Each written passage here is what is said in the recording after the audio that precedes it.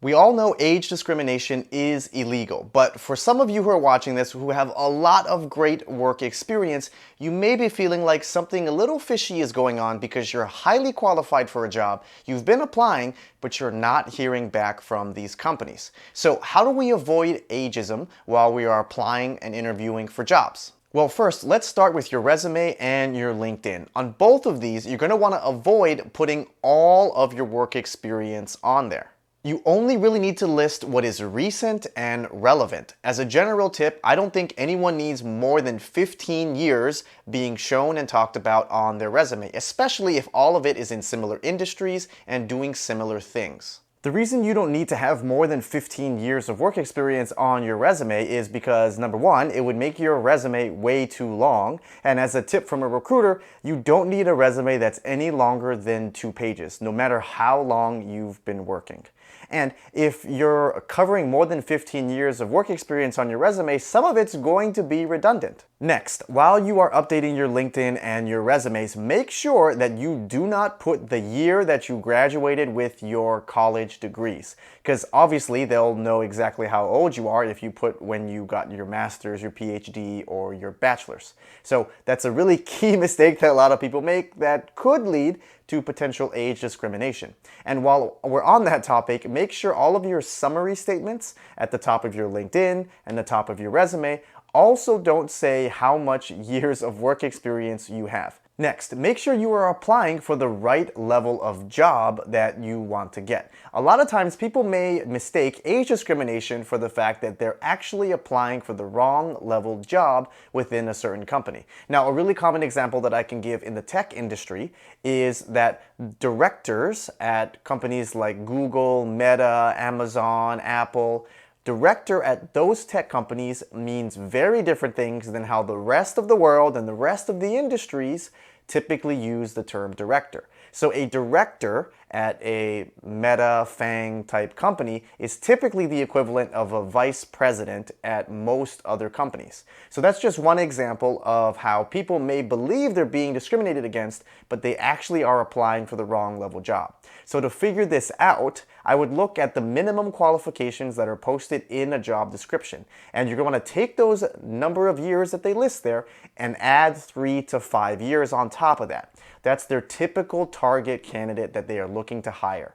So if you are basically just on the border of that minimum qualification that you're applying to, you may not be necessarily qualified for that type of role. And if you're way over that number of minimum qualifications, then you may be overqualified for that job, and that's why they're not responding back to you. Next, we need to address and talk about the elephant in the room here. And that is that sometimes I see people in these situations where your years of experience do not match the job level that you are expected to have by the rest of the industry, by hiring managers, and by recruiters.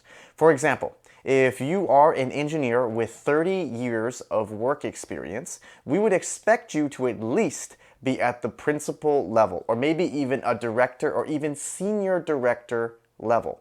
And so if you are applying for jobs and you have 30 years of experience, but you are not at that level, maybe you're a senior staff engineer or a staff engineer, then there could be a misalignment with your current level of experience and what the market believes you should be doing given how much experience you have. Now, before you get too mad at me, I totally understand not everybody gets to advance their career that way, or maybe even some people don't even want a job title like a principal or a director because it's too much work, it's too much responsibility, and they would rather spend more time with their families. I totally understand there's a million reasons why as to why a person may not have progressed all the way up the corporate ladder in that fashion in a certain period of time. And yes, it is unfair. So I am just explaining how the market views experience in terms of years of experience and expectations of job titles. So it is not necessarily age discrimination,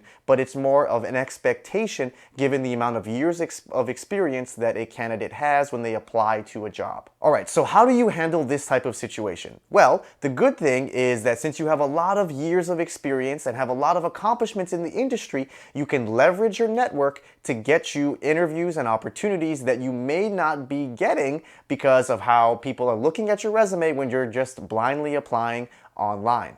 And this is very important here. You need to leverage people in your network who can actually vouch for your work. People who have worked directly with you at your companies. Maybe it's a former colleague or a former manager even. You need to leverage these work endorsed referrals because these are the people that can vouch for you. And they can say, hey, he's got 30 years of work experience, but he's the best person at doing this. Next, when you are in your interviews with a recruiter or with a hiring manager, you know that this is something that you need to proactively address. You need to address the elephant in the room for them so they're not making any negative assumptions about you and your background. You should tell them why you chose to stay in an individual contributor role as opposed to becoming a manager over time. And you need to show them how all of your years of experience makes you the best candidate. You should have a plethora of really impressive accomplishments to talk about because you have had so much industry experience. And this is very important. When you are in your interviews, do not start answering, tell me about yourself, with, I have 50 years of work experience doing blank. You don't need to throw a number out there. Just say that you specialize in doing this, or you are an industry expert in this industry. The fact that you have so much great work experience means you have so many great accomplishments to talk about, which will help you stand out from the rest of these other candidates. And you're going to have a huge amount of industry knowledge because you've grown with the industry. So leverage that as part of your pitch and elevator story as well. Basically, you need to help them realize that they're getting huge value by hiring someone like yourself, where you come with all of this years of experience and industry knowledge. And lastly, I think it goes without saying, but you also should express how you're planning on working for a very long time. You don't need to say the word retirement, but that is going to be something that is on the back of their mind, is if you have been working for a while, how much longer are you really going to be here, and how much can you actually contribute, or are you going to be retiring soon? So don't use the word retirement, but you should give them the confidence that you are planning to work for quite some time and want to contribute to that company. All right, so hopefully these tips help you avoid age discrimination or ageism when you are applying and interviewing for jobs. And if you want more career tips just like this, make sure you click subscribe down below or share this video with a friend who feels like they may be running into this type of problem. Thank you all for watching, and don't be afraid to shake things up.